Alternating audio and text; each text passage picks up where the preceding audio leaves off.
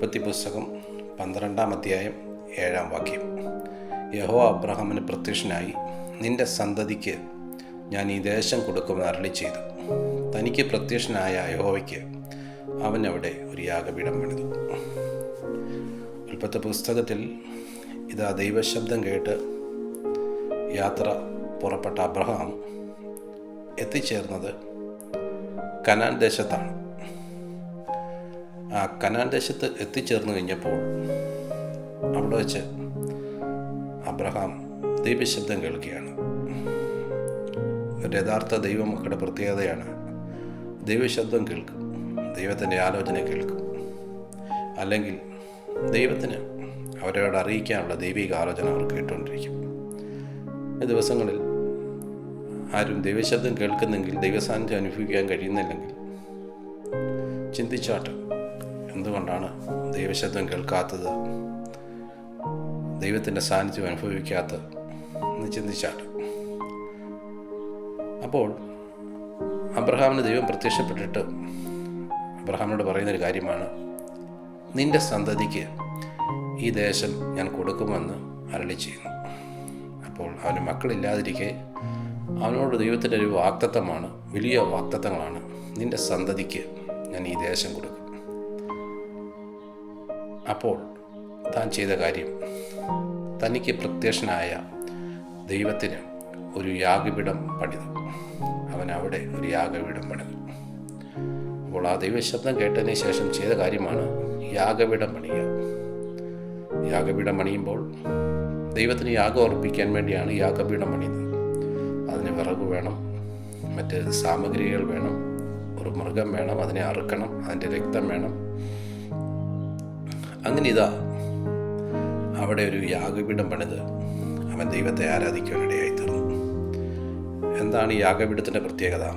നമ്മുടെ ജീവിതത്തിൽ നിന്ന് പാപത്തിന് പരിഹാരത്തിനായി മൃഗങ്ങളെ അർപ്പിക്കുന്ന സ്ഥലമാണ് യാഗപീഠം എന്ന് പറഞ്ഞാൽ.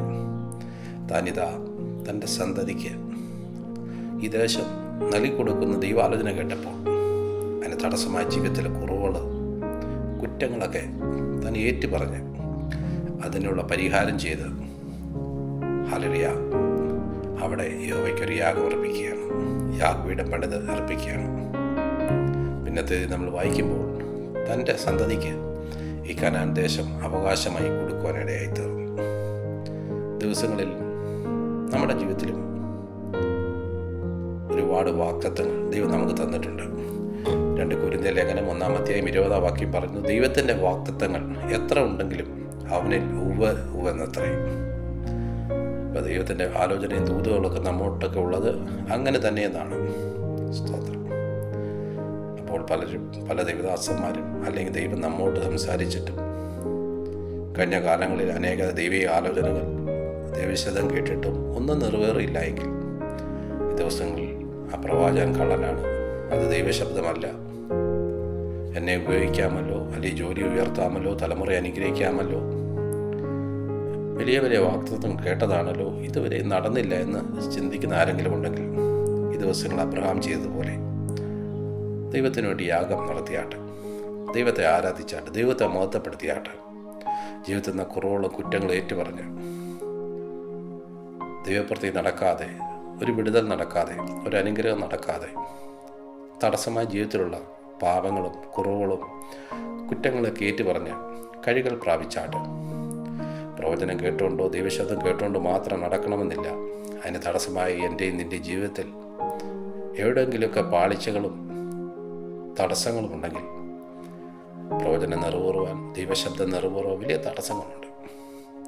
അപ്പോൾ അബ്രഹാം ചെയ്ത കാര്യം അവിടെ ഒരു യാഗപീഠം പണിച്ച് യഹോവയെ ആരാധിപ്പാനിടയായി തീർന്നു. തനിക്ക് പ്രത്യക്ഷനായ യഹോവയ്ക്ക് അവനവിടെ ഒരു യാഗപീഠം പണിതു. ഈ ദിവസങ്ങളിൽ നിന്നോട് സംസാരിച്ച ദൈവത്തിൻ്റെ സന്നിധിയിൽ മുട്ടുമടക്കിയാട്ട്, പ്രാർത്ഥിച്ചാട്ട്, കുറവുകൾ ഏറ്റുപറഞ്ഞാട്ട്, ജീവിതത്തിൽ നിന്ന് പാളിച്ചകൾക്ക്, കുറവുകൾക്കൊക്കെ പരിഹാരം നൽകിയാട്ട്. ചില വിടുതൽ ഈ ദിവസങ്ങളിൽ കാണും, ചില നന്മകൾ കാണും, തലമുറയിൽ വിടുതൽ കാണും, നിൻ്റെ ജീവിതത്തിൽ വിടുതൽ കാണും, നിൻ്റെ ശുശ്രൂഷയിൽ വിടുതൽ കാണും. നീ ഏത് ദേശത്തായിരിക്കുന്നോ ആ ദേശത്ത് നിന്നെ അനുഗ്രഹിക്കാമെന്നും നന്മ തരാമെന്നും ഒക്കെ വലിയ വലിയ വാഗ്ദത്തങ്ങൾ കാണും. ഈ ദിവസങ്ങളിൽ നടന്നില്ലെങ്കിൽ ദൈവസേന മുട്ടുമടക്കിയാട്ടെ, പ്രാർത്ഥിച്ചാട്ടെ. ഒരു ദൈവപ്രവൃത്തിയുണ്ട്, ഒരു വിടുതലുണ്ട്, പരിഹാരമുണ്ട്. നീ ഏത് സ്ഥാനത്തിരിക്കുന്നോ അവിടെ നീ യാഗപീഠം പണിഞ്ഞാട്ടെ, ദൈവത്തെ ആരാധിച്ചാട്ടെ, വിടുതൽ ഏറ്റെടുത്താട്ടെ. ഈ ബന്ധനാളെ ദൈവം നമ്മെ സഹായിക്കട്ടെ. God bless you.